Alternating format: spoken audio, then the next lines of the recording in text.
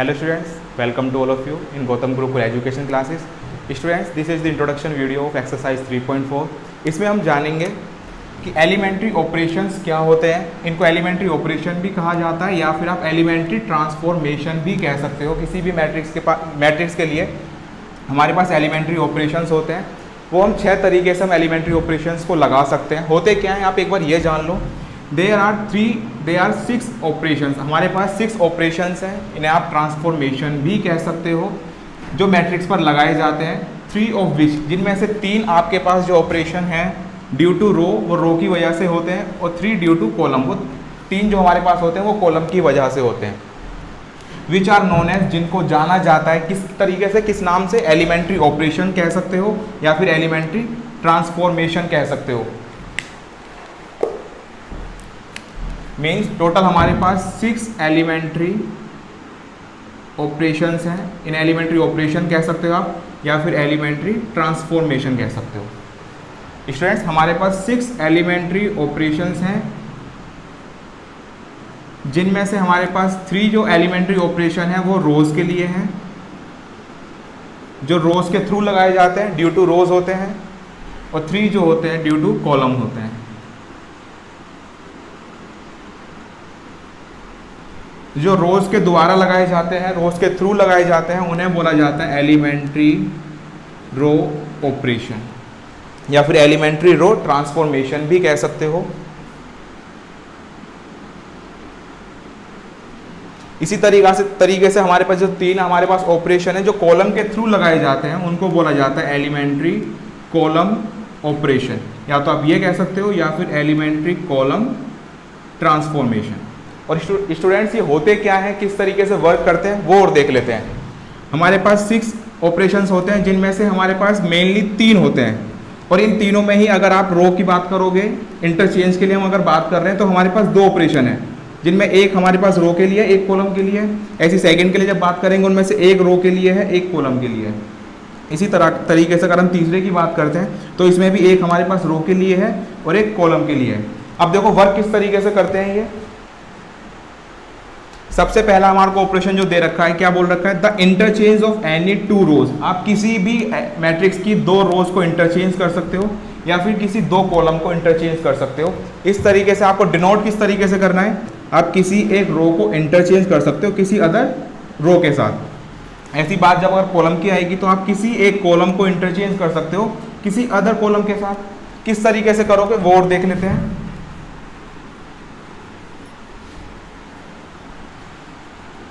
Late we have a matrix A, इसके element हम लिख देते हैं 1 2 3 4। अब आपको ऑपरेशन लगाना है। मान लो ऑपरेशन जो हम लगा रहे हैं, पहले रो वाला लगा के दिखा रहा हूं आपको मैं। आप क्या चाह रहे हो, आप R1 को इंटरचेंज करना चाह रहे हो। अगर इंटरचेंज करोगे तो ये वाला आपको साइन लगाना होगा, इसका मतलब होता है इंटरचेंज। R1 को हम इंटरचेंज कर रहे हैं किससे, R2 से। इसका मतलब ये वाली रो इंटरचेंज होगी इस वाली रो के साथ। अगर इंटरचेंज होगी तो इंटरचेंज होने के बाद हमारी जो मैट्रिक्स हो जाएगी, वो इंटरचेंज होने के बाद 3 4 जो है 3 4 आपका वो R1 बन जाएगी। पहले हमारे पास R1 ये थी और R2 ये थी, और इंटरचेंज होने के बाद आपके पास अब ये R1 बन गई है और ये R2 होगी, और R2 पे कौन सी रो आ जाएगी, 1 2 वाली।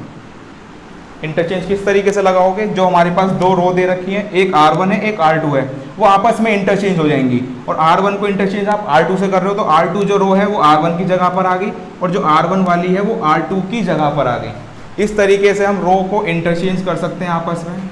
जरूरी नहीं है कि आपके पास कोई 2 × 2 की हो। मैट्रिक्स हमारे पास 3 × 3 की भी हो सकती है, 3 × 4 की भी हो सकती है, 2 × 3 की भी हो सकती है। तो आप इंटरचेंज अगर आपको करना है, ये ऑपरेशन हम कहीं भी लगाते हैं तो मैट्रिक्स आपकी किसी भी ऑर्डर की हो सकती है, ऑर्डर से फर्क नहीं पड़ेगा आपको। बस करना क्या है, आप किसी भी 2 रो को आपस में क्या कर सकते हो, इंटरचेंज कर सकते हो। वही बात अगर हम कॉलम की बात करें, अब C1 को इंटरचेंज कर रहे हैं C2 के साथ। अब C1 को अगर इंटरचेंज करेंगे तो मान लो मैट्रिक्स में यही वाली ले रहा हूं। अगर मैट्रिक्स यही है तो अब आपके पास C1 ये वाला कॉलम है और ये वाला कॉलम हमारे पास C2 है, यानी इसको आपको इंटरचेंज करना है इस वाले कॉलम से। तो इंटरचेंज किस तरीके से करोगे, तो C2 जो कॉलम है वो C1 की जगह पर आ जाएगा, और C1 जो कॉलम है वो आपका C2 की जगह पर आ जाएगा 1 3। तो आप देख सकते हो जो ये वाला कॉलम था वो यहाँ पर आ गया, और ये वाला कॉलम जो था यहाँ पर आ गया। तो अगर आप कॉलम में इंटरचेंज करोगे तो इस तरीके से आपको करना होगा। उम्मीद करता हूँ आपको इतना समझ में आ गया होगा। तो मैं एक बार मैं इसे रब कर देता हूँ।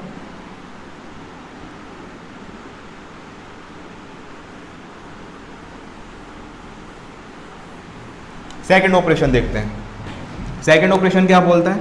The multiplication of the elements.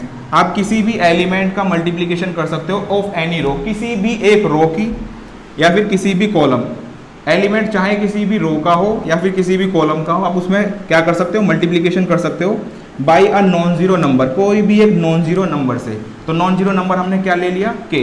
के आपका जीरो के इक्वल नहीं है। अगर जीरो के इक्वल नहीं है तो के आपका जो है वो कोई नेगेटिव नंबर भी हो सकता है, और के आपका कोई भी पॉजिटिव नंबर भी हो सकता है। और डिनोट किस तरीके से करोगे इस ऑपरेशन को?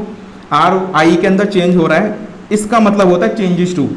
ये था इंटरचेंज के लिए और ये होता है चेंज के लिए।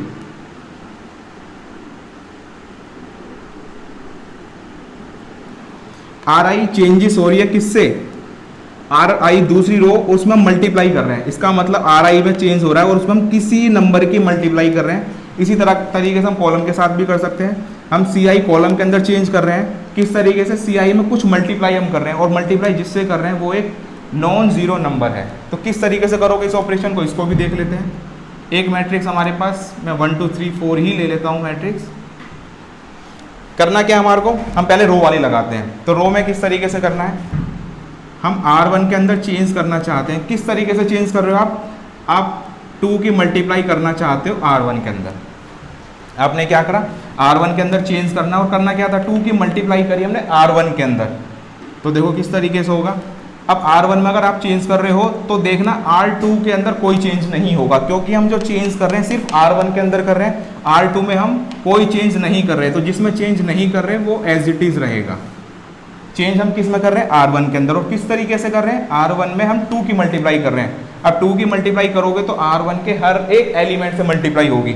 जब 1 से मल्टीप्लाई होगी 2 की तो यहाँ पर 2 आ जाएगा। जब 2 पे मल्टीप्लाई होगी 2 की तो यहाँ पर 4 आ जाएगा। तो इस ऑपरेशन को लगाने के बाद जो आपके पास ट्रांसफॉर्म मैट्रिक्स जो आएगी वो ये वाली आएगी। इसी तरीके से हम कॉलम में भी कर सकते हैं। C1 आपके पास है और C1 में आप क्या कर रहे हो? कुछ अलग करते हैं। 3 C1, हम C1 कॉलम के अंदर 3 की मल्टीप्लाई कर रहे हैं, और मैट्रिक्स हमारे पास ओरिजिनल वाली ये वाली, हम इसमें ऑपरेशन लगा रहे हैं। C1 में आप चेंज कर रहे हो, C2 में कोई चेंज नहीं होगा। C2 में कोई चेंज नहीं होगा तो C2 हमारे पास ये है, वो एज इट इज रहेगा। वो क्या है? 2 और 4, उसमें तो कोई चेंज आप नहीं कर रहे हो। लेकिन C1 में आप चेंज कर रहे हो। कर क्या रहे हो? आप हर एक एलिमेंट की 3 से मल्टीप्लाई कर रहे हो। तो C1 के अंदर जो भी एलिमेंट है हर एक की 3 से मल्टीप्लाई हो जाएगी। तो 3 की मल्टीप्लाई यहाँ भी होगी और 3 की मल्टीप्लाई यहाँ भी होगी। जब यहाँ मल्टीप्लाई करोगे तो ये 3 हो जाएगा, और 3 की मल्टीप्लाई 3 में करोगे तो यहाँ 9 आ जाएगा। तो आपके पास अब ट्रांसफॉर्म्ड जो मैट्रिक्स आ चुकी है वो ये वाली आ चुकी है। अगर आप कॉलम में लगाओगे तो इस तरीके से वर्क करोगे, अगर आप रो के साथ लगाओगे तो इस तरीके से वर्क करोगे। अब देखते हैं थर्ड हमारे पास दे रखा है the addition to the elements of any row column. आप किसी भी रो के एलिमेंट की मल्टीप्लाई ऐड कर सकते हो the corresponding element of any other row, किसी भी अदर रो के एलिमेंट के साथ multiplied by any non zero number, जिसका किसी नॉन जीरो नंबर से मल्टीप्लीकेशन हो रखा है। मीन्स अगर मान लो मैं बात कर रहा हूँ R1 रो की, और मैं कह रहा हूँ कि R1 रो में इस तरीके से आप चेंज करो कि R1 प्लस और K की वैल्यू को मैं 2 मान लेता हूँ और R2। तो इसका मतलब क्या हो गया? आप R2 रो के अंदर 2 की मल्टीप्लाई करके R1 के अंदर ऐड कर रहे हो, और वो जो चेंज होगा वो R1 के अंदर होगा। इसी तरीके से यहाँ पे देख लो, अगर यहाँ पर Ci दे रखा है तो हमारे पास जो कॉलम है Ci उसके अंदर हम चेंज कर रहे हैं किस तरीके से? Cj जो कॉलम है उसमें कोई भी नॉन जीरो नंबर की मल्टीप्लाई करके Ci के साथ ऐड होगा, और चेंज जो होगा वो किस में होगा? Ci रो कॉलम के अंदर होगा। तो किस तरीके से वर्क होगा इसे भी देखते हैं।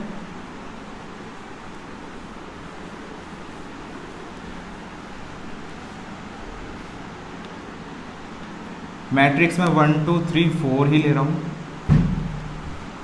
ऑपरेशन लगाते हैं ये वाला, जैसे ऑपरेशन दे रखा है आपको R1 गोज टू R1, मैं पहले R2 लिख रहा हूँ। मैंने क्या करा, यहाँ पर k की वैल्यू को 1 पुट कर दिया।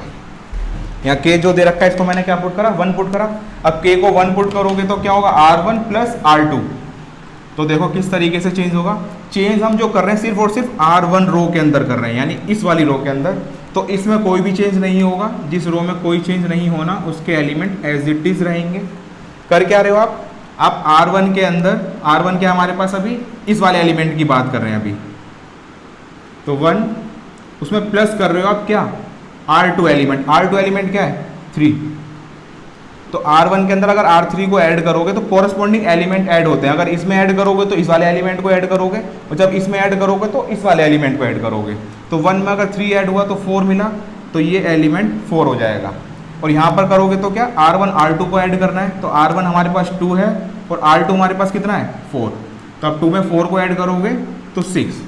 तो इस ऑपरेशन को लगाने के बाद इस मैट्रिक्स में जो ट्रांसफॉर्मेशन होगी, ट्रांसफॉर्म होने के बाद ये मैट्रिक्स हमारे को मिल रही है।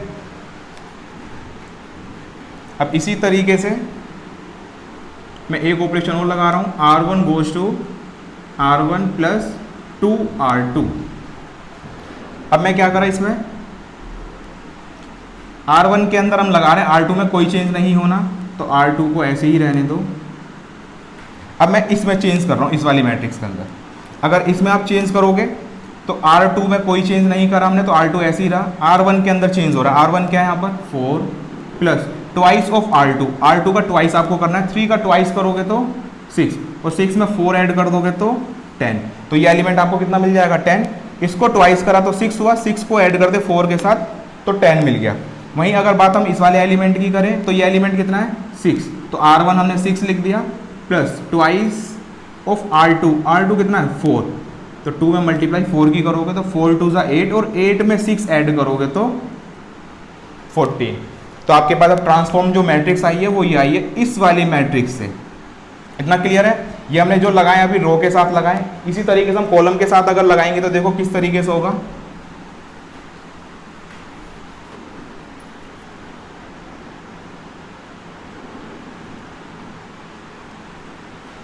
ये मैट्रिक्स हमारे पास है।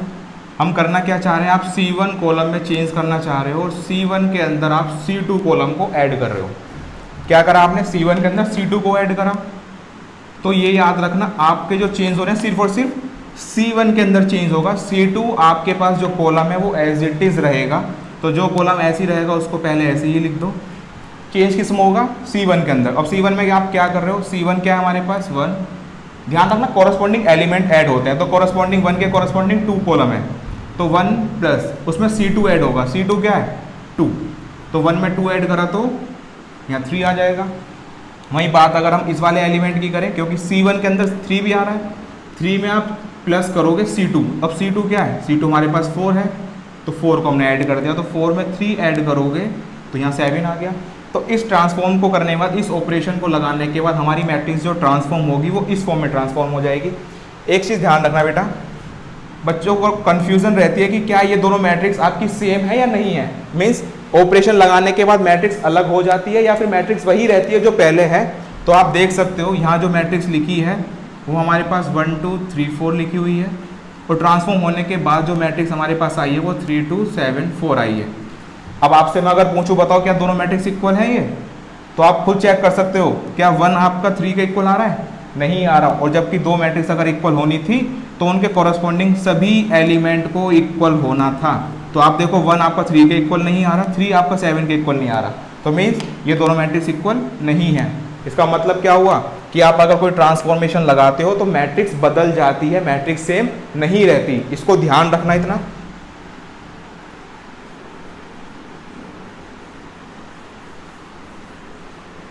अब कुछ कंफ्यूजन रहती है स्टूडेंट्स को, उन्हें लगता है कि यहाँ पर k की जो वैल्यू है हम सिर्फ पॉजिटिव में रख रहे हैं, क्योंकि यहाँ प्लस का साइन दे रखा है। तो स्टूडेंट्स को लगता है कि अगर हमारे पास कोई मैट्रिक्स दे रखी है 1 2 3 4, तो क्या हम ये वाला ऑपरेशन नहीं लगा सकते कि R1 में हम माइनस कर दें R2 को। उन्हें लगता है कि प्लस का साइन अगर दे रखा है तो सिर्फ और सिर्फ हम प्लस ही कर सकते हैं, माइनस नहीं कर सकते। ऐसा नहीं है बेटा, क्योंकि k की वैल्यू आपके पास क्या है, k की वैल्यू नॉन जीरो है। अगर k नॉन जीरो है तो k आपका नेगेटिव भी हो सकता है, k आपका पॉजिटिव भी हो सकता है। तो आप क्या करो, आप k की जगह पर -1 मान लो। अगर k की जगह पर -1 रखोगे तो देखो हमारे पास क्या आ गया, माइनस इधर आ चुका है, तो हम माइनस भी कर सकते हैं। यहाँ प्लस का साइन इसलिए दे रखा है क्योंकि नेगेटिव हो सकता है k और पॉजिटिव भी हो सकता है। नेगेटिव होगा तो ये भी नेगेटिव हो जाएगा, पॉजिटिव है तो पॉजिटिव रहना ही है। तो इसका मतलब हम इन्हें आपस में पॉजिटिव नेगेटिव भी कर सकते हैं। कंफ्यूज मत होना, बुक के अंदर सिर्फ प्लस का साइन दे रखा है, वो इसीलिए दे रखा है क्योंकि k हमारे पास नॉन जीरो है। नॉन जीरो है इसका मतलब ये नेगेटिव भी हो सकता है, पॉजिटिव भी हो सकता है। अगर कंफ्यूजन है आपको तो आप प्लस के साथ माइनस भी लगा लो। बस ध्यान रखना प्लस भी हो सकता है और माइनस भी हो सकता है। देखो अगर हमें माइनस करना होगा तो किस तरीके से करोगे आप? चलो R1 के तो हमने बहुत सारे यूज़ कर लिए, अब मैं R2 का यूज़ करता हूँ। अब R2 में से मैं माइनस कर रहा हूँ R1 को। एक चीज़ और ध्यान रखना, अगर मैंने यहाँ पर R2 को लिखा है तो स्टूडेंट्स यहाँ भी हमें R2 ही लिखना होगा। ऐसा मत कर देना कि आप R2 में चेंज कर रहे हो और किस तरीके से लिख दो कि R1 में से R2 माइनस कर दो। नहीं, ऐसे नहीं लिख सकते। क्या करना है, अगर यहाँ R2 दे रखा है तो R2 में अगर आप चेंज कर रहे हो तो यहाँ भी हमारे को R2 ही लिखना होगा, ये याद रखना बस। अगर यहाँ R2 लिखा है तो यहाँ भी R2 होगा, यहाँ R3 लिखा है तो यहाँ भी R3 आएगा। यहाँ कोई भी मैट्रिक्स हो उससे कोई भी आपके पास रो दे रखी हो या फिर कॉलम दे रखा हो, कोई फर्क नहीं पड़ेगा। फर्क पड़ेगा सिर्फ यहाँ से, अगर यहाँ R2 है तो यहाँ भी R2, यहाँ R1 है तो यहाँ R1। यहाँ अगर C2 लिखा है तो आप यहाँ भी C2 लिखोगे, यहाँ अगर C3 लिखा है तो यहाँ भी C3 लिखोगे। यहाँ प्लस माइनस में आपके पास कोई भी कॉलम आ जाए, कोई भी हो x y z, और यहाँ भी आपके पास कोई भी कॉलम हो, कोई फर्क नहीं पड़ेगा। बस ये ध्यान रखना C2 के साथ यहाँ C2 रहेगा, C3 के साथ यहाँ पर C3 रहेगा। तो ये ध्यान रखना। ऑपरेशन क्या लगा रहे हैं हम R2 में से माइनस कर रहे हैं R1 को। R2 हमारे पास ये वाली रो है और उसमें हम माइनस कर रहे हैं इस वाली रो को, R1 को। तो आप सबसे पहले ये देखो कि कौन सी ऐसी रो है जो चेंज नहीं होगी, तो जिसमें हम ऑपरेशन नहीं लगा रहे वो चेंज नहीं होगी। तो R2 में अगर हम ऑपरेशन लगा रहे हैं तो R1 में कोई चेंज नहीं होगा, तो R1 हमारे पास 1 2 ही रहेगा। चेंज हम R2 को कर रहे हैं और किस तरीके से कर रहे हैं वो भी देख लो। आप R2 में से माइनस कर रहे हो R1 को, R2 क्या हमारे पास 3 में से माइनस कर रहे हो आप किसको, 1 को, तो 3 में से माइनस करो 1 तो 2 आ गया। वहीं अगर हम 4 की बात करें तो 4 में से माइनस करोगे तो इसका कॉरस्पॉन्डिंग एलिमेंट 2 आपके पास है, तो आप 4 में से माइनस करोगे, R1 में क्या लिखा है 2, तो 4 में से अगर 2 माइनस करोगे तो यहाँ पर 2 आ जाएगा। तो अब ट्रांसफॉर्म जो मैट्रिक्स यहाँ से हमारे को मिली वो ये वाली मिल चुकी है। कब, जब हमने ये वाला ऑपरेशन लगाया तब। तो उम्मीद करता हूँ आपको समझ में आ चुका होगा किस तरीके से ऑपरेशन लगाए जाते हैं। अब आपको मैं ये बताता हूँ कि इन ऑपरेशंस का यूज़ क्या है। आपको ये तो पता लग गया कि ऑपरेशन होते क्या हैं, अब इन ऑपरेशंस का यूज़ क्या है ये भी देखते हैं। जब ऑपरेशन आए तो कोई ना कोई यूज़ भी होगा इनका। देखो अगर मान लो आपको मैं बोलूँ आपके पास 2 लिखा हुआ है, बताओ 2 के साथ में किस नंबर की मल्टीप्लाई करूँ जिससे मुझे 1 मिल जाए। तो आप क्या करोगे, आप कहोगे कि यहाँ पे अगर मैं 1/2 की मल्टीप्लाई इसके साथ कर दूँ तो मुझे 1 मिल जाएगा, मिलेगा। तो इसका मतलब क्या हुआ, इसका मतलब ये हुआ कि 1/2 जो है इज इनवर्स, वो इनवर्स है किसका, 2 का। अगर हम 2 के अंदर मल्टीप्लाई करते हैं उसके इनवर्स की तो हमें क्या मिलता है, 1 मिलता है। या फिर आप इस तरीके से भी लिख सकते हो कि 2 का इन्वर्स जो है वो क्या हो गया, 1/2। इसका मतलब अगर हम 2 में मल्टीप्लाई कर दें 2 इन्वर्स की तो क्या मिल जाएगा, 1, क्योंकि आपको पता है 2 इन्वर्स अगर पावर नेगेटिव है तो रेसिप्रोकल हो जाता है। तो 1/2 की मल्टीप्लाई 2 में करोगे तो क्या मिल जाएगा, 1 मिल जाएगा। इसका मतलब 2 की मल्टीप्लाई हम 2 के इन्वर्स में कर रहे हैं। इसी तरीके से अगर 7 लिखा है तो बताओ 7 में क्या मल्टीप्लाई करूँ जो मुझे 1 मिल जाए, तो आप बोलोगे 1/7, 1 आ जाएगा। 1/7 बोल दो, या फिर आप ये भी कह सकते हो कि 7 का इन्वर्स ले लो। 7 की मल्टीप्लाई 7 के इन्वर्स के साथ करेंगे तो क्या मिल रहा है हमारे को, 1 मिल रहा है। ये तो बात होगी नंबर्स की, हम कोई भी इंटीजर नंबर ले रहे हैं। वहीं अगर हम मैट्रिक्स की बात करें, यहाँ ए जो लिखा है मैंने वो मैट्रिक्स के लिए लिखा है। अगर मैं आपसे बोलूँ बताओ ए के अंदर मैं किस मैट्रिक्स की मल्टीप्लाई करूँ कि मुझे 1 मिल जाए। अब देखो जब यहाँ मैट्रिक्स लिखा हुआ है तो जाहिर सी बात है जब मल्टीप्लाई करूंगा तो यहाँ भी कोई मैट्रिक्स ही होगी जिससे हम मल्टीप्लाई करेंगे। जब ये दोनों मैट्रिक्स हैं तो यहाँ पे जो निकल के आएगी वो भी तो एक मैट्रिक्स ही होगी। अगर मैट्रिक्स होगी तो हम 1 नहीं लिख सकते, यहाँ लिखेंगे हम आई। तो आई में क्या होता है, 1 का काम, यहाँ पर जो 1 काम कर रहा था वो काम यहाँ आई करेगा। और आई आपको पता है आइडेंटिटी मैट्रिक्स होती है। अगर 2 ऑर्डर की होगी तो ये होगी, 3 ऑर्डर की होगी तो इस तरीके से हो जाएगी। अब आपको ये देखना है कि ए के अंदर, ए मैट्रिक्स के अंदर हम किस मैट्रिक्स की मल्टीप्लाई करें कि हमारे को आइडेंटिटी मैट्रिक्स मिल जाए। तो आप क्या कहोगे कि इसके अंदर हम ए इनवर्स की मल्टीप्लाई कर देते हैं। जैसे हम यहाँ पर नंबर का इन्वर्स ले रहे थे, तो यहाँ पर हम मैट्रिक्स का इन्वर्स लेंगे। तो ए के अंदर हम ए इनवर्स की मल्टीप्लाई करेंगे तो हमें क्या मिल जाएगा, आई मिल जाएगा। तो यहाँ से हमारे पास एक फॉर्मूला भी आ चुका है कि ए की इंटू अगर हम ए इनवर्स में करते हैं तो हमें क्या मिलता है, आई। अब ए मैट्रिक्स तो आपको गिवन होगी, क्वेश्चन के अंदर दे रखी होगी। कभी भी अगर आपके पास एग्जाम में क्वेश्चन आता है या बुक के अंदर भी कोई भी क्वेश्चन होगा तो ए तो हमें गिवन होता है, ए गिवन होता है, आई हमें पता होता है। अगर ए मैट्रिक्स हमारे पास 2 इंटू 2 ऑर्डर की है तो आई जो मैट्रिक्स होगी वो हमारे पास 1 0 0 1 हो जाएगी। वहीं अगर हमारे पास ए मैट्रिक्स 3 इंटू 3 ऑर्डर की है तो आई हमारे पास 1 0 0 0 1 0 0 0 1, तो ये वाली मैट्रिक्स हो जाएगी। तो आपको अब बताना है ए इनवर्स। ए इनवर्स हमारे को क्या करना है, ये हमारे को फाइंड आउट करना होता है। अब ए इनवर्स किस तरीके से निकाला जाता है, तो ए इनवर्स इन ऑपरेशंस का यूज करके निकाला जाता है, बस इसका ध्यान रखना। इनका यूज क्या है, ए इनवर्स को फाइंड आउट करने के लिए हम एलिमेंट्री ऑपरेशंस या फिर एलिमेंट्री ट्रांसफॉर्मेशन का यूज करते हैं। अब आपसे कोई कुछ एलिमेंट्री ऑपरेशंस क्या होते हैं तो आप बता दोगे। टोटल 6 होते हैं, जिसमें 3 रो के लिए होते हैं, 3 कॉलम के लिए होते हैं। और इनका यूज क्या है, तो आप बोलोगे ए इनवर्स को निकालने के लिए हम एलिमेंट्री ऑपरेशंस का यूज करते हैं। ओके स्टूडेंट्स, इसको एक बार नोट डाउन कर लो। स्टूडेंट्स अब देखते हैं इन्वर्टिबल मैट्रिसेस। इन्वर्टिबल मैट्रिसेस क्या है, आपके पास मान लो एक मैट्रिक्स है ए, और वो ए मैट्रिक्स स्क्वायर मैट्रिक्स होनी चाहिए, और स्क्वायर मैट्रिक्स एम यानी किसी भी ऑर्डर की हो, स्क्वायर मैट्रिक्स होनी चाहिए, बेशक उसका ऑर्डर कोई भी हो। देयर एग्जिस्ट अनदर मैट्रिक्स, और अगर कोई अदर मैट्रिक्स जिसका नाम, जिसको बोल दिया बी, अगर वो भी एग्जिस्ट कर रही है, उसका भी ऑर्डर सेम होना चाहिए। आपके पास ए मैट्रिक्स है जो स्क्वायर मैट्रिक्स है, एक मैट्रिक्स बी भी है जो भी, वो भी स्क्वायर मैट्रिक्स है। और वो किस तरीके से है कि आप ए के अंदर बी की मल्टीप्लाई कर लो या फिर बी के साथ ए की मल्टीप्लाई कर लो। दोनों की मल्टीप्लाई करने के बाद आपको एक आइडेंटिटी मैट्रिक्स अगर मिल जाती है तो आप क्या बोलोगे कि B जो है वो इन्वर्स है किसका, A मैट्रिक्स का। मतलब आपके पास A मैट्रिक्स है, आपके पास B मैट्रिक्स भी है, आपने A इंटू बी करा और बाद में फिर आपने B इंटू ए करके भी देखा। अगर ये दोनों इक्वल आए, और इक्वल भी किसके आने चाहिए, आइडेंटिटी मैट्रिक्स के, अगर ये कंडीशन फुलफिल होती है तो आप क्या बोलोगे कि B जो है वो इन्वर्स है किसका, A का। या तो आप ये भी कह सकते हो या फिर आप ये कह सकते हो कि A जो है वो भी इन्वर्स है किसका, B का। मीन्स ए इनवर्स अगर की बात करें तो ए इनवर्स बी होगा, और हम बात करें बी का इनवर्स क्या होगा तो बी का इनवर्स ए होगा। कब, जब ए इंटू बी और बी इंटू ए आई हो जाता है, तो दोनों आपस में एक दूसरे की क्या होती है, इनवर्स मैट्रिक्स होती है। तो ए का इनवर्स बी होगा, बी का इनवर्स ए होगा। इतना होने के बाद आपको बता रखा है इसके अंदर कि इसको डिनोट किया जाता है ए की पावर -1 से। तो ए की पावर -1 तो समझ जाना ए इनवर्स बोला गया है।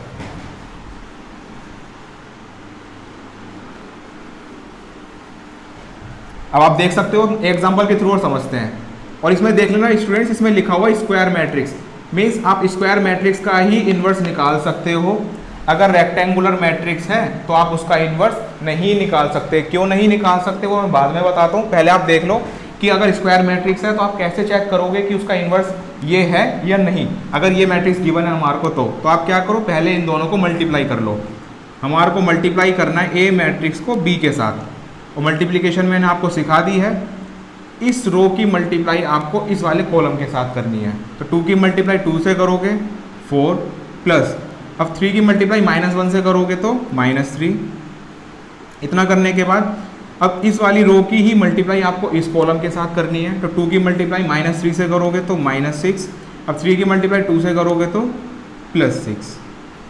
अब इतना करने के बाद फिर क्या करोगे, इस वाली रो की मल्टीप्लाई इस कॉलम के साथ करोगे। तो 1 की मल्टीप्लाई 2 से करोगे तो 2 प्लस, अब 2 की मल्टीप्लाई -1 से करोगे तो -2।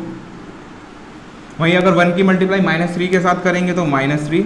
अब 2 की मल्टीप्लाई 3 के साथ, 2 के मल्टीप्लाई 4 के साथ करोगे तो +4। तो इतना होने के बाद आप देख सकते हो 4 में से 3 गया तो 1, -6 + 6 0, 2 में से 2 गया तो 0, और 4 में से 3 गया तो 1। तो स्टूडेंट्स आप देख सकते हो कि A इंटू बी क्या आ चुका है, आपके पास एक आइडेंटिटी मैट्रिक्स आ चुकी है।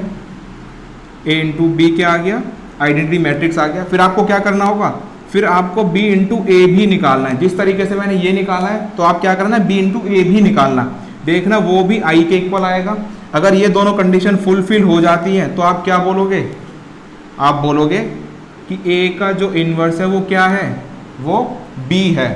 ये भी कह सकते हो एंड आप ये भी कह सकते हो कि b का जो इन्वर्स है वो a है। दोनों कंडीशन होती हैं, दोनों आपस में एक दूसरे का क्या होती हैं, इन्वर्स होती हैं। तो यहाँ से हमारे पास दो फॉर्मूले हमें मिलते हैं, क्या क्या। अगर बोला गया है आपसे ए बी इक्वल बी ए, ये आपका आई के इक्वल आ गया, और आपको ये पता है ए इन्वर्स की वैल्यू क्या है, बी। तो ए इन्वर्स की जगह बी की जगह ए इन्वर्स पुट करना है। तो इस बी की जगह आप क्या करो, ए इन्वर्स पुट कर दो। तो ए इंटू ए इन्वर्स, बी की जगह क्या पुट करना है आपको, ए इन्वर्स। अब आपको ये जो मिला ये फॉर्मूला आपको याद रखना है, इसका यूज आएगा। ए इंटू ए इन्वर्स और ए इन्वर्स इंटू ए, ये इक्वल होता है आपका किसके, आइडेंटिटी मैट्रिक्स के। यहाँ से आपको क्लियर हो गया। अगर एक मैट्रिक्स हमारे पास है, दूसरी मैट्रिक्स की आप उसके साथ मल्टीप्लाई करके देखो, अगर मल्टीप्लाई करने पर आपको आई मिल जाए, अब उनका ऑर्डर सीक्वेंस चेंज करो। अब बी आगे रखो, ए को बाद में रखो, अब उनकी मल्टीप्लाई करो। अगर फिर से आपको आइडेंटिटी मैट्रिक्स मिल जाती है तो आप क्या बोलोगे, ए का इन्वर्स बी है या फिर बी का इन्वर्स ए है। दोनों कंडीशन होती हैं आपकी। अब देखते हैं रेक्टेंगुलर मैट्रिक्स जो होती है इसका इन्वर्स एग्जिस्ट क्यों नहीं करता। एग्जाम्पल के थ्रू बताते हैं बेटा आपको। एक एग्जाम्पल हमारे पास लेते हैं हम। ये मैट्रिक्स हमारे पास है और ये रेक्टेंगुलर है, एलिमेंट कुछ भी हो कोई फर्क नहीं पड़ता, मैं ऑर्डर से समझा रहा हूँ आपको। इसका ऑर्डर मान लो 2 into 3 है। अब आपके पास एक मैट्रिक्स और है, ये मैट्रिक्स ए मान लो और इस मैट्रिक्स को बी मान लो। इस मैट्रिक्स का ऑर्डर भी मैंने 2 into 3 ले लिया। तो आप ये देखो, क्या आप इन दोनों मैट्रिक्स की मल्टीप्लाई कर सकते हो? इन दोनों मैट्रिक्स की मल्टीप्लाई हम नहीं कर सकते। क्यों? मैंने आपको बताया था, फर्स्ट वाली रो जो आपके पास मैट्रिक्स होती है उसमें नंबर ऑफ कॉलम जो होते हैं ना, वो सेकंड वाली मैट्रिक्स के नंबर ऑफ रो के इक्वल होने चाहिए। अगर वो इक्वल होंगे तभी हम दो मैट्रिक्स की आपस में क्या कर सकते हैं, मल्टीप्लाई कर सकते हैं। अदरवाइज हम मल्टीप्लाई नहीं कर पाएंगे। इसका मतलब क्या है, आप इनकी मल्टीप्लाई नहीं कर पा रहे तो आप क्या करते हैं, ऑर्डर बदल के देखते हैं। इसका मतलब अगर ऑर्डर सेम है तो मल्टीप्लाई ही नहीं कर पा रहे। अगर मैट्रिक्स आपके पास कैसी है, रेक्टेंगुलर जिसमें रो कॉलम इक्वल नहीं होते, तो इसको मैं 2 into 3 ही रहने देता हूँ और इस मैट्रिक्स को मैं 3 into 3 लिख देता हूँ।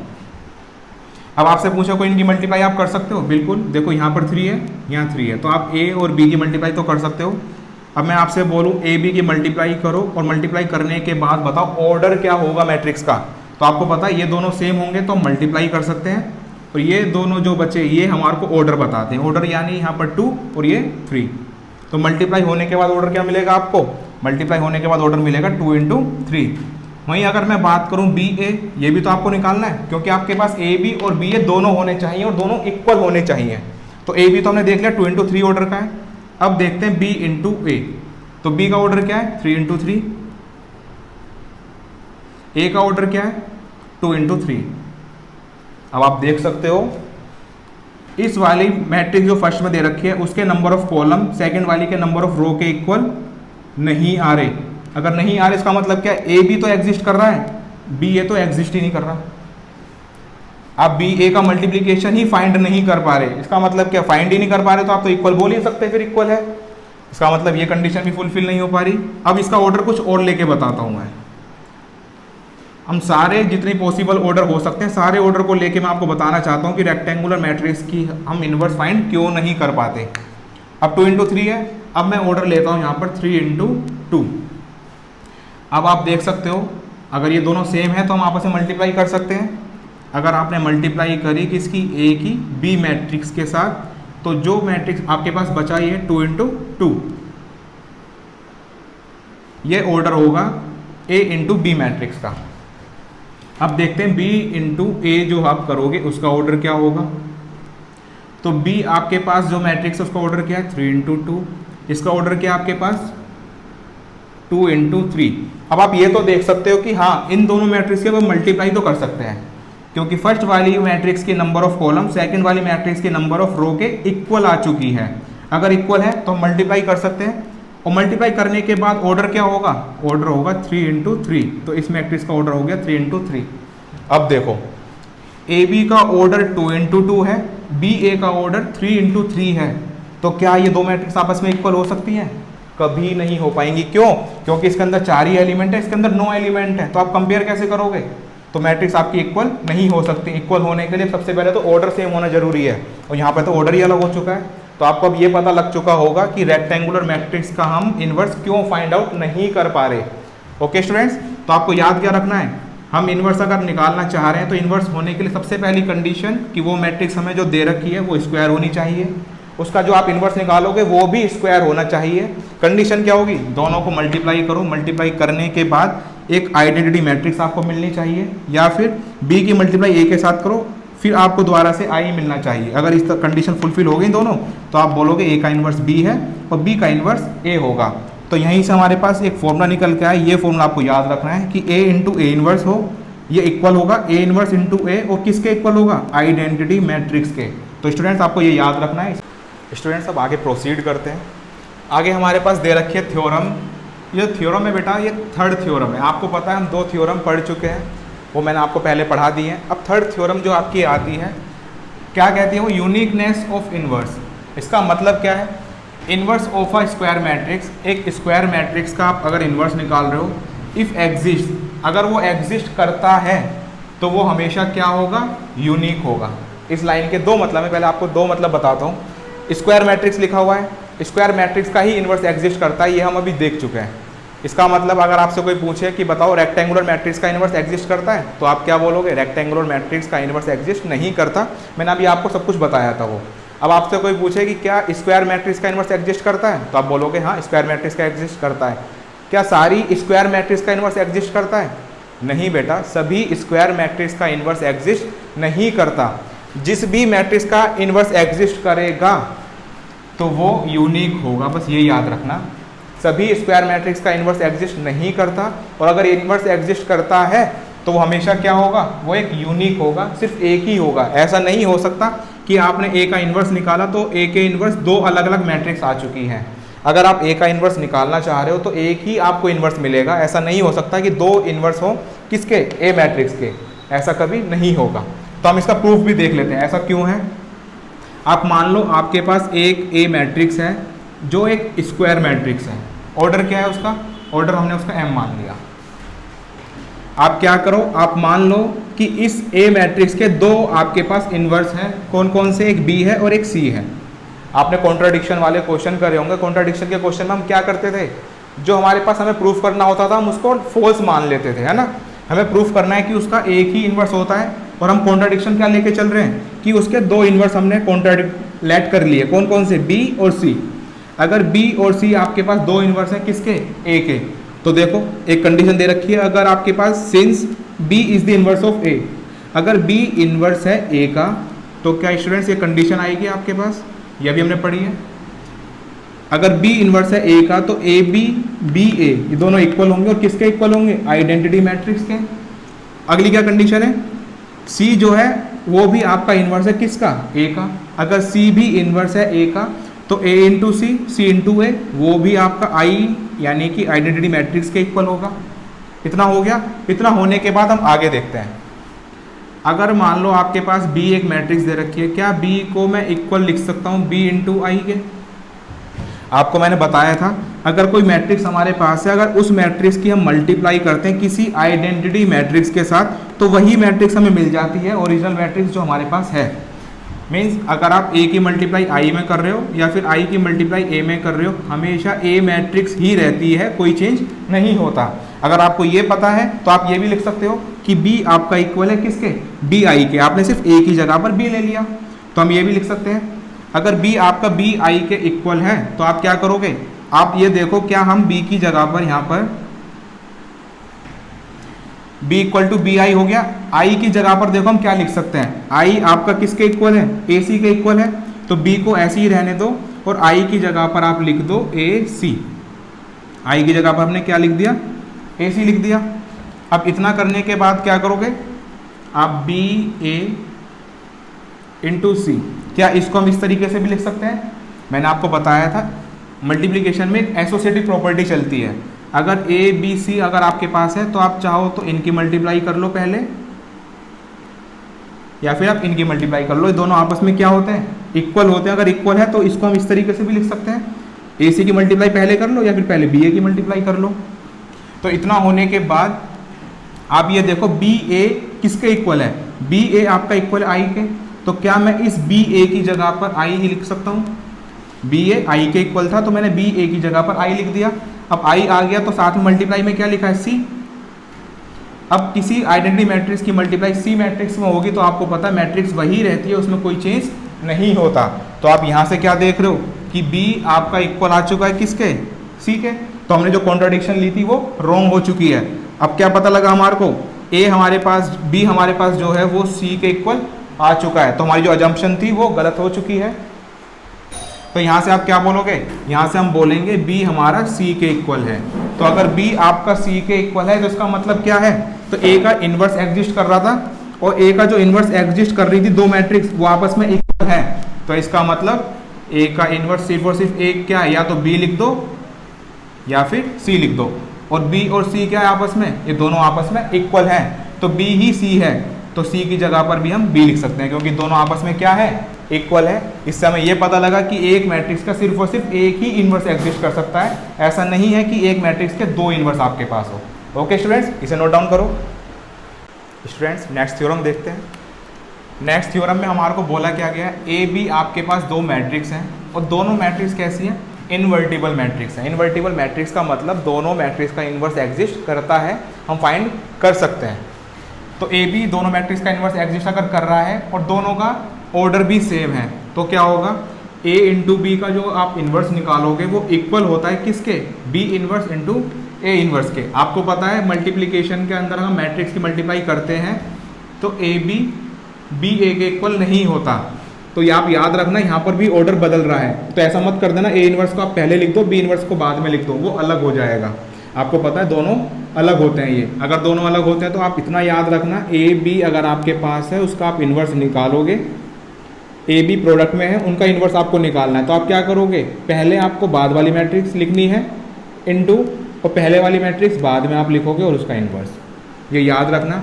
और इसका हम प्रूफ भी देख लेते हैं, उससे आपको और क्लियर हो जाएगा। ए बी हमारे पास एक मैट्रिक्स है, आप कर क्या रहे हो, उसके अंदर ए बी इन्वर्स की मल्टीप्लाई कर रहे हो। अब आपको इतना तो पता होगा अगर हम ए के अंदर ए इन्वर्स की मल्टीप्लाई करते हैं वो इक्वल होता है आइडेंटिटी मैट्रिक्स के। अगर ऐसा है तो A B into A B inverse होगा तो वो भी आई के इक्वल होगा। ये पूरी एक मैट्रिक्स ही तो है, ये पूरी एक मैट्रिक्स है, ये पूरी मैट्रिक्स है। तो इसको मान लो सी है, ये सी इंटू सी इन्वर्स तो आई के इक्वल हो गया। अब इतना इक्वल होने के बाद फिर आपको क्या करना है, इसमें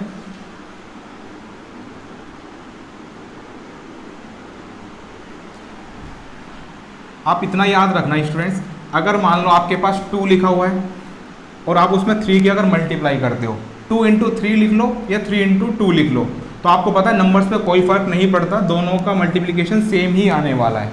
वही बात अगर हम मल्टीप्लाई मैट्रिक्स में करें तो यहाँ पर अगर ए लिखा है यहाँ बी लिखा है, आप ए इंटू बी करोगे और बी इंटू ए करोगे तो स्टूडेंट्स आपको पता है ये दोनों इक्वल नहीं होते। अगर नहीं होते तो इसका मतलब क्या, मान लो आपके पास बी एक मैट्रिक्स है और आपको इसके अंदर ए की मल्टीप्लाई करनी है। तो अगर ए की मल्टीप्लाई करनी है तो आपको बताना होगा कि ए की जो आप मल्टीप्लाई कर रहे हो वो बी से पहले कर रहे हो या बी के बाद कर रहे हो। मतलब अगर आप किसी मैट्रिक्स में मल्टीप्लाई करोगे किसी भी मैट्रिक्स की तो आपको बताना होगा कि उसकी मल्टीप्लाई आप पहले कर रहे हो या उसकी मल्टीप्लाई आप बाद में कर रहे हो। अगर आप मल्टीप्लाई पहले करोगे, अगर आप मल्टीप्लाई किसी मैट्रिक्स में पहले करोगे तो आप लिखोगे प्री मल्टीप्लिकेशन। आप क्या लिखोगे, प्री मल्टीप्लिकेशन। और अगर आप मल्टीप्लाई बाद में करते हो, जैसे मान लो बी लिखा हुआ है और आपने ए की मल्टीप्लाई बाद में लिखी, तो आप बोलोगे पोस्ट मल्टीप्लिकेशन। याद रहेगा, अगर आप बी के अंदर पहले मल्टीप्लाई करते हो, अगर आप पहले मल्टीप्लाई कर रहे हो किसी की तो प्री मल्टीप्लिकेशन आपको लिखना है, तो लिखोगे pre multiplying in both side. और यहाँ पे अगर आप मल्टीप्लाई बाद में करोगे तो आप लिखोगे पोस्ट मल्टीप्लाइंग बाय जो भी आप मैट्रिक्स कर रहे हो उसकी इन बोथ साइड। इतना क्लियर है। इतना होने के बाद यहाँ पे आप क्या करोगे, यहाँ भी हमें मल्टीप्लिकेशन करनी है और मल्टीप्लिकेशन जिसकी करनी है वो हमें ए इन्वर्स की करनी है। तो आप लिख दो pre multiplying bye A inverse. हम क्या कर रहे हैं, ए इन्वर्स की प्री मल्टीप्लाई कर रहे हैं। प्री का मतलब हम मल्टीप्लाई जो करेंगे वो गिवन मैट्रिक्स से पहले करेंगे। तो मैट्रिक्स अगर ये है तो इसमें हम ए की मल्टीप्लाई इधर कर रहे हैं, ए इन्वर्स की मल्टीप्लाई कर रहे हैं। तो यहाँ करोगे तो आपको यहाँ भी करना होगा। आपको पता है कोई प्रोसेस अगर आप करते हो तो लेफ्ट साइड में भी कर रहे हो तो राइट साइड में भी करना होगा। तो आप चाहो तो लिख भी दो इन बोथ साइड। अब इतना करने के बाद क्या हम ए इनवर्स इंटू ए को साथ में और बी को अलग कर सकते हैं? और देखो अगर ए इनवर्स की हम मल्टीप्लाई आइडेंटिटी मैट्रिक्स में कर रहे हैं तो आपको पता है अगर आइडेंटिटी मैट्रिक्स की मल्टीप्लाई किसी मैट्रिक्स में हम करते हैं तो ओरिजिनल मैट्रिक्स ही आ जाती है। तो यहाँ पे इनवर्स ही आ जाएगा। अब इतना होने के बाद आपको ये पता है अगर कहीं पर ए बी सी लिखा है तो आप चाहो तो ए बी की मल्टीप्लाई पहले कर दो या फिर आप बी सी की मल्टीप्लाई बाद में कर। दोनों आपस में क्या होते हैं? इक्वल होते हैं। अगर इक्वल होते हैं तो ये ब्रैकेट मैंने यहाँ से हटा के यहाँ लगा दिया। हम क्या कर रहे हैं? पहले ए इनवर्स की ए के साथ मल्टीप्लाई कर रहे हैं। और आपको पता है ए इनवर्स इंटू ए किसके इक्वल होता है? आइडेंटिटी मैट्रिक्स के इक्वल होता है।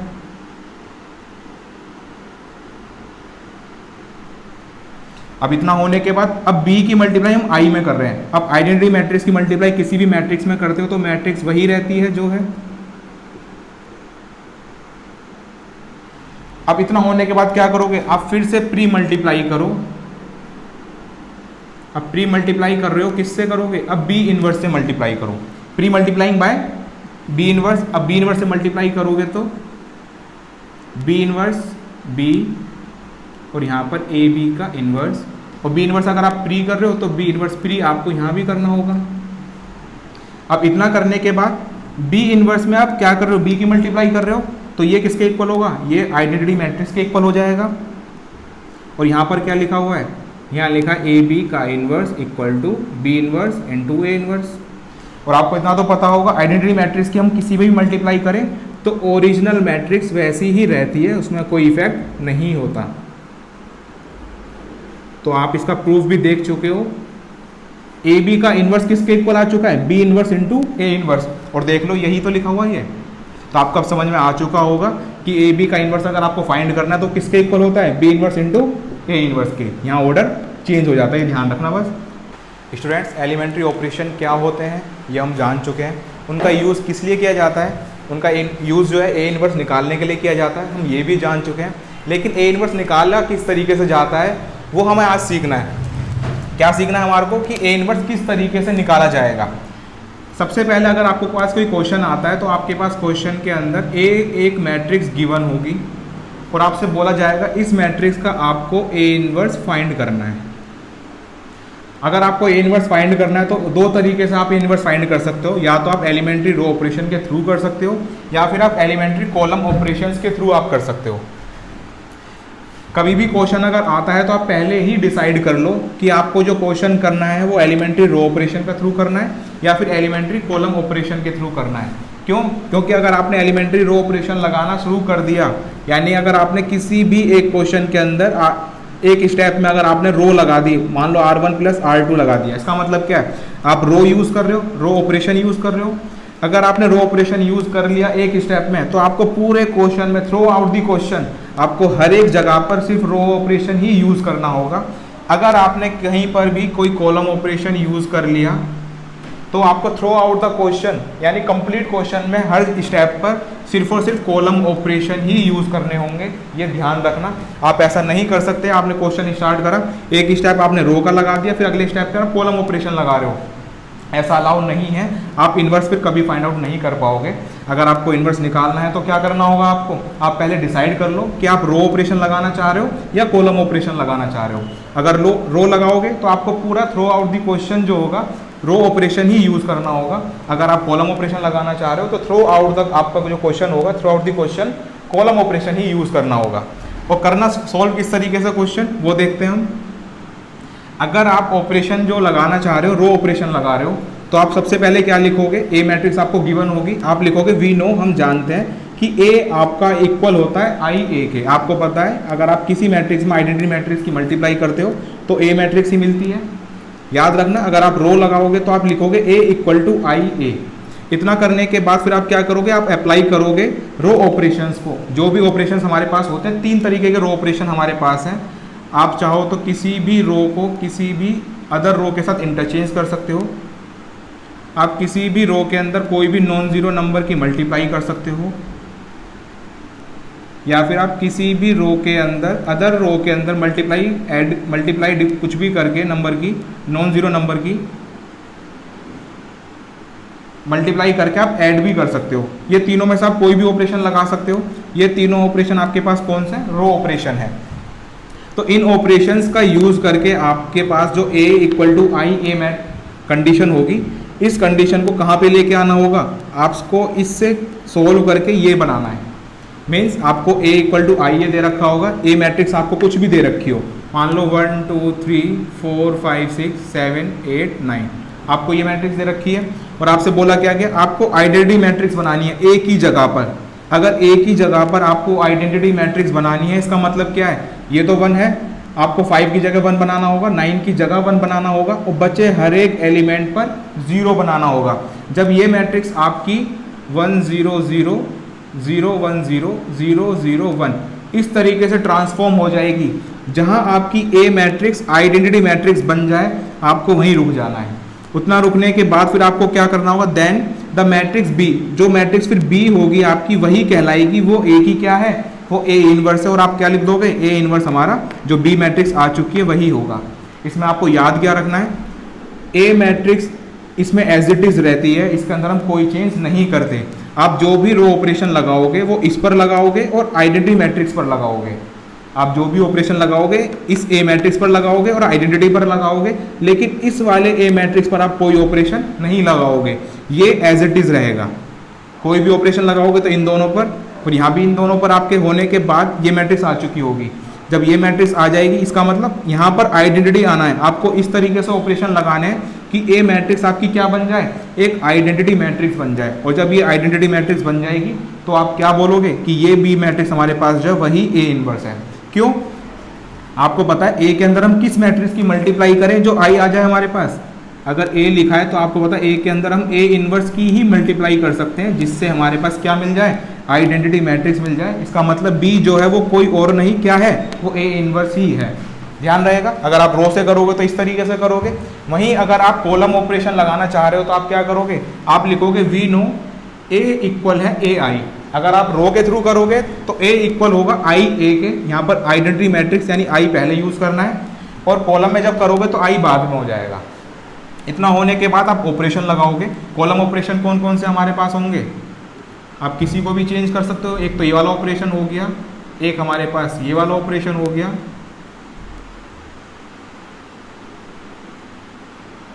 एक ऑपरेशन हमारे पास ये हो गया।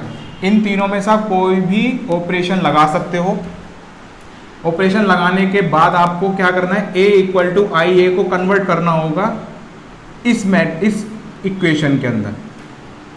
आप इसमें इस तरीके से ऑपरेशन लगाओ कि ये ए मैट्रिक्स जो है वो क्या बन जाए, आइडेंटिटी मैट्रिक्स बन जाए। और आइडेंटिटी मैट्रिक्स जब बन जाएगी तो जिस स्टेप पर बनेगी उसके बाद आप डायरेक्ट क्या बोल दोगे कि ये बी मैट्रिक्स जो है वो कुछ और नहीं, वो क्या है, वो हमारे पास ए इनवर्स ही निकल के आया है। क्यों, क्योंकि आपको पता है अगर ए आपके पास है तो ए के अंदर हम ए इनवर्स की ही मल्टीप्लाई करके आई को लेके आ सकते हैं। तो यहाँ से बी हमारा जो है वो किसके इक्वल हो गया, ए इनवर्स के इक्वल हो गया। बस आपको याद क्या रखना है, अगर आप रो ऑपरेशन लगाओगे थ्रू आउट द क्वेश्चन आपको रो ऑपरेशन लगाना है।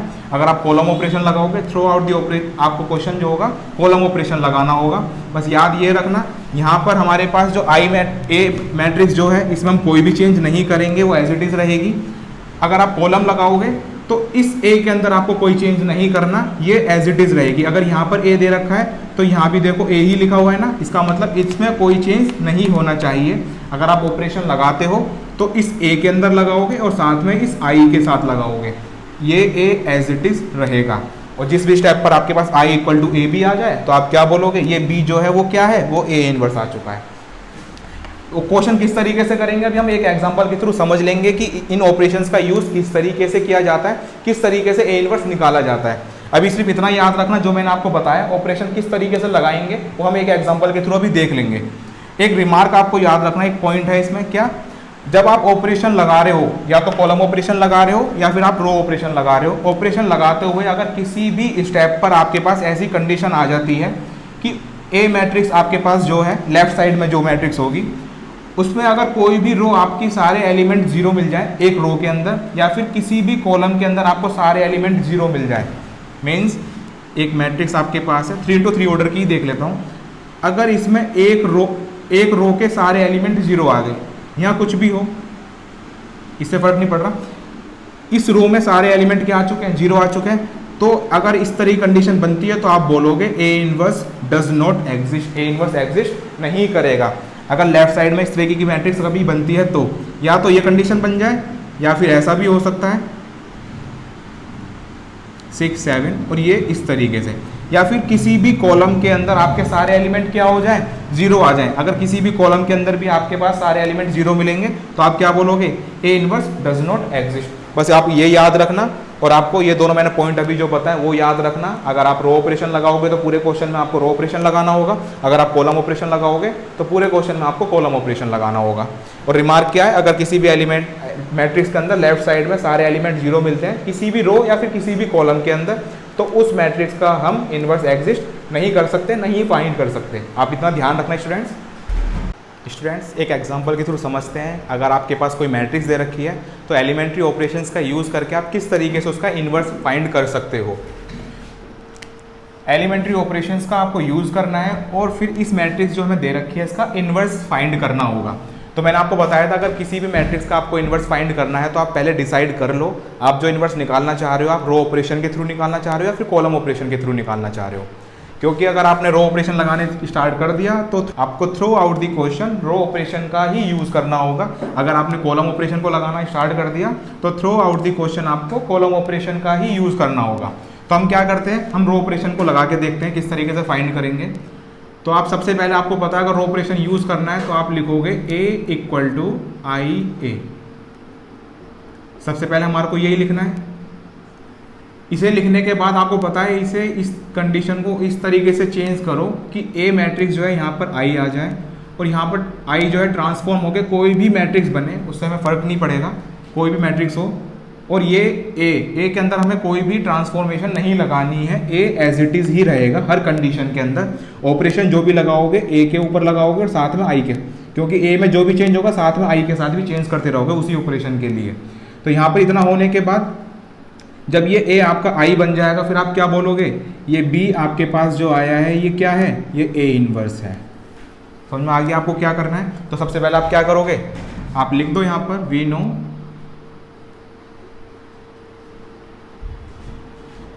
ए आपका इक्वल होता है किसके, आई ए के। अगर इस तरीके से है तो ए मैट्रिक्स आपकी क्या है उसे लिख लो। ए मैट्रिक्स है 1 2 2 -1। अगर ये 2 × 2 ऑर्डर की है तो आइडेंटिटी मैट्रिक्स जो होगी वो भी 2 × 2 ऑर्डर की ही आपको लिखनी होगी और साथ में ए मैट्रिक्स को ऐसे ही रहने दो, इसमें कुछ भी हमें चेंज नहीं करना, ये एज इट इज़ रहेगी। अब इतना करने के बाद आपको करना क्या है, इस ए मैट्रिक्स को, ये आपके पास जो ए मैट्रिक्स है इसको ट्रांसफॉर्म करना है किसके अंदर, आइडेंटिटी मैट्रिक्स के अंदर। तो इसका मतलब इस एलिमेंट को आपको 1 बनाना है, इसको आपको 0 बनाना है और 2 को आपको 0 बनाना है, -1 को आपको 1 बनाना है। तो देखो इसमें एक काम तो आसान हो गया, क्या 1 तो आपको पहले से ही दे रखा है, 1 आपको दे रखा है तो 1 को तो चेंज नहीं करना क्योंकि हमें 1 बनाना था, 1 हमारे को पहले से ही दे रखा है, तो इतना काम तो हमारे पास आसान हो गया। अच्छा अगर 1 नहीं होता तो क्या करते, मान लो यहाँ पर आपके पास 3 लिखा हुआ है, अगर 3 लिखा होता तो आप क्या करते, 3 है तो आपको इस 3 को इंटरचेंज करना है, चेंज करना है किसमें, 1 के अंदर। आपको 3 को 1 बनाना होगा। अगर इसे 1 बनाना है तो आप क्या करोगे, 1 बनाने के लिए हम करेंगे R1 गोज़ टू, R1 में से आप माइनस कर देते R2 रो को। अगर आपने इसको इसमें से माइनस कर दिया तो R1 क्या है 3, तो 3 में से आप माइनस करते 2 को, तो एलिमेंट क्या मिलता हमारे को 1। अगर यहाँ 3 होता तो आप इस ऑपरेशन के थ्रू यहाँ 1 बनाते हैं। समझ में आ गया बच्चों।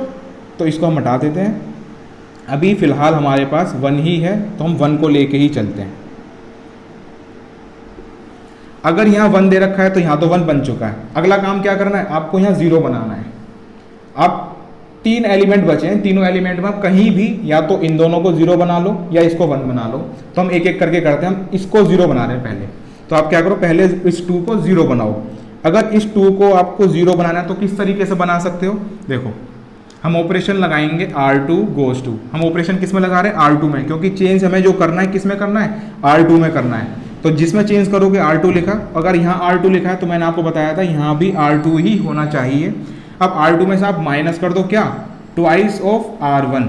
अगर आप R1 के अंदर 2 की मल्टीप्लाई करो तो ये 2 बन जाएगा। अब इस 2 में से माइनस कर दो 2 को, तो क्या यहाँ 0 मिल जाएगा।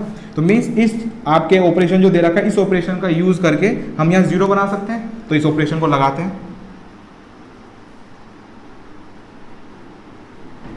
जब ये आप ऑपरेशन लगाओगे, देखो R2 में हम चेंज कर रहे हैं तो R1 तो ऐसे ही रहेगा, R1 के अंदर हम कोई भी चेंज नहीं कर रहे, तो R1 दोनों साइड ऐसे ही लिख दो।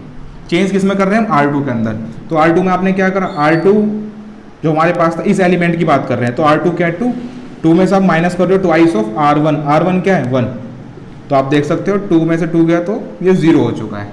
अब इस एलिमेंट की बात करते हैं, इस एलिमेंट पे क्या लिखा है -1, तो -1 माइनस कर रहे हो ट्वाइस ऑफ R1, तो इसके लिए R1 क्या होगा, इसके लिए R1 इसके कोरस्पॉन्डिंग एलिमेंट क्या है 2, तो यहाँ पे 2 लिखोगे, तो 1 -1 और -4 तो कितना मिलेगा हमारे को -5, इतना हो गया। अब जो ऑपरेशन हमें यहाँ लगाया है वही ऑपरेशन हम यहाँ भी लगाएंगे, तो यहाँ देखते हैं क्या होगा। R1 तो ऐसी ही रही, R2 में देखते हैं, R2 में क्या लिखा है 0, R2 के लिए हमने 0 लिख दिया, उसमें से माइनस करोगे ट्वाइस ऑफ R1, R1 क्या है हमारे पास 1, तो 0 -2, तो यहाँ पे क्या आ जाएगा -2। अब इतना होने के बाद अब ये 1 देखना है, अब इस 1 पे भी लगाओगे तो क्या करोगे, R2 क्या हमारे पास 1, उसमें से माइनस कर दोगे ट्वाइस ऑफ R1, R1 क्या है 0, तो इसका कोरस्पॉन्डिंग एलिमेंट 0 है, तो 0 करा, तो 1 में से आपको माइनस करना है 0 को, तो यहाँ 1 ही रहेगा। इस A में हमें कुछ नहीं करना, तो ये ऐसे ही रहेगा। अब इतना होने के बाद क्या करना है आपको, ये 1 0 तो बन गया, अब इसको 1 बनाओ, इसको 0 बनाओ या इसको 1 बनाओ।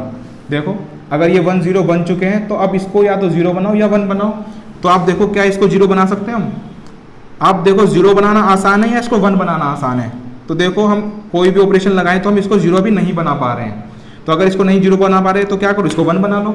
दोनों में से जो भी काम आसान हो पहले वो करो। तो अगर इसे 1 बनाना होगा तो क्या करो, इसमें से डिवाइड कर दो -5 को, अगर इसको मैं डिवाइड कर दूंगा -5 से तो क्या यहाँ 1 मिल जाएगा, मिलेगा। तो हम क्या करते हैं, हम R2 को डिवाइड कर देते हैं, R2 चेंजेस टू R2 में हम डिवाइड कर रहे हैं किसको, -5 को। तो इस ऑपरेशन के थ्रू यहाँ पे क्या मिलेगा हमारे को 1। एक चीज़ याद रखना स्टूडेंट्स, हम जब भी ऑपरेशन लगाएंगे तो इस तरीके से ऑपरेशन लगाना कि यहाँ 1 तो मिल जाए, साथ में ये 0 मेंटेन रहे। ऐसा ना हो कि आपने यहाँ तो 1 बना दिया और यहाँ पे 0 की जगह कुछ और आ गया, तो क्या फ़ायदा होगा कि एक एलिमेंट तो आपका 1 मिल गया, अब ये एलिमेंट भी बेकार हो जाएगा।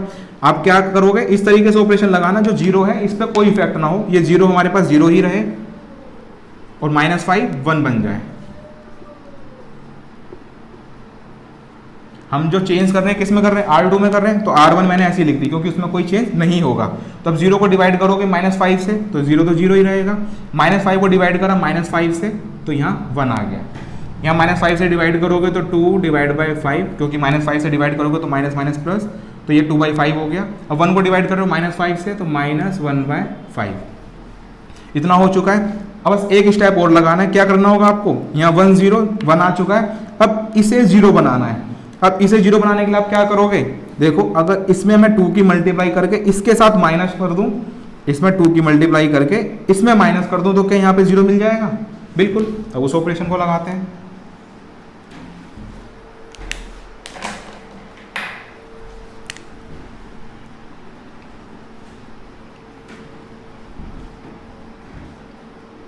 अब चेंज हमें किस में करना है, R1 रो के अंदर, तो R1 चेंजेस टू क्या करोगे, R1 तो ऐसी लिखी रहेगी, उसमें से माइनस कर रहे हो आप क्या, twice of R2, twice of R2।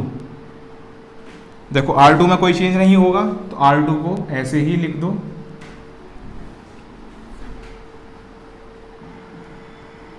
ये हो गया 2/5 डेट इज -1/5, और A ऐसे ही रहेगा, A में कोई चेंज नहीं करना। अब इतना करने के बाद हमें चेंज किस में करना है, R1 के अंदर। R1 में चेंज करोगे आपको करना क्या है, ट्वाइस ऑफ R2। अब R2 में क्या करो, ट्वाइस करो, तो R1 हमारे पास कितना है, R1 हमने 1 लिख दिया, यहाँ 1 है। अब 1 में से आप माइनस कर रहे हो ट्वाइस ऑफ R2, R2 कितना है 0, तो 2 की मल्टीप्लाई आप 0 में करोगे, 1 में माइनस करोगे, तो 1 में से 0 माइनस कर रहे हो तो 1 ही रहेगा, तो 1 में कोई इफेक्ट नहीं हुआ। अब देखो इस 2 को, तो 2 हमारे पास है, तो R1 हमारे पास कितना 2 माइनस ट्वाइस ऑफ R2, और R2 कितना है 2, R2 कितना है हमारे पास 1, तो ट्वाइस में से माइनस करोगे 2, तो 2 में से 2 माइनस हुआ, तो यहाँ स्टूडेंट्स 0 आ चुका है। अब जो ऑपरेशन आप यहाँ लगा रहे हो वही ऑपरेशन आपको यहाँ भी लगाना होगा, तो यहाँ भी लगाते हैं। तो यहाँ पे लगाओगे जब, तो R1 क्या है हमारे पास, R1 हमारे पास 1 है, और 1 में से माइनस कर रहे हो ट्वाइस ऑफ R2, R2 क्या है 2/5, तो आप देख सकते हो 1 में से माइनस करना है हमारे को 4/5, और 5 में से 4 गया तो 1/5, तो यहाँ पे आ चुका है 1/5। अब इतना होने के बाद अब आपको इस एलिमेंट को फाइंड करना होगा।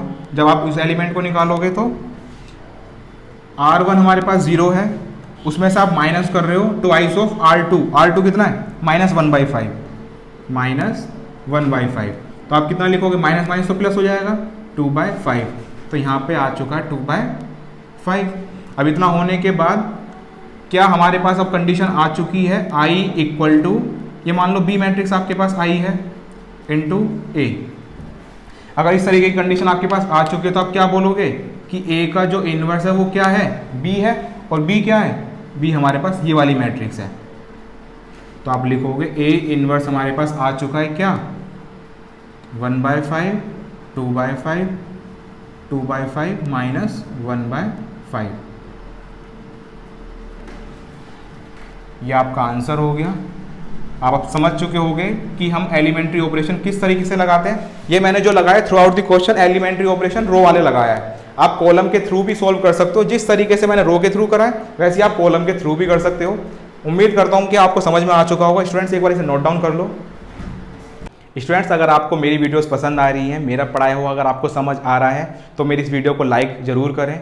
लाइक के साथ हमारे जो चैनल है उसको सब्सक्राइब भी करें, साथ में बेल आइकन भी है उसे भी प्रेस कर दें, जिससे हम कोई भी नई वीडियो अपलोड करते हैं तो उसका नोटिफिकेशन आपके पास जल्द से जल्द पहुँच सके।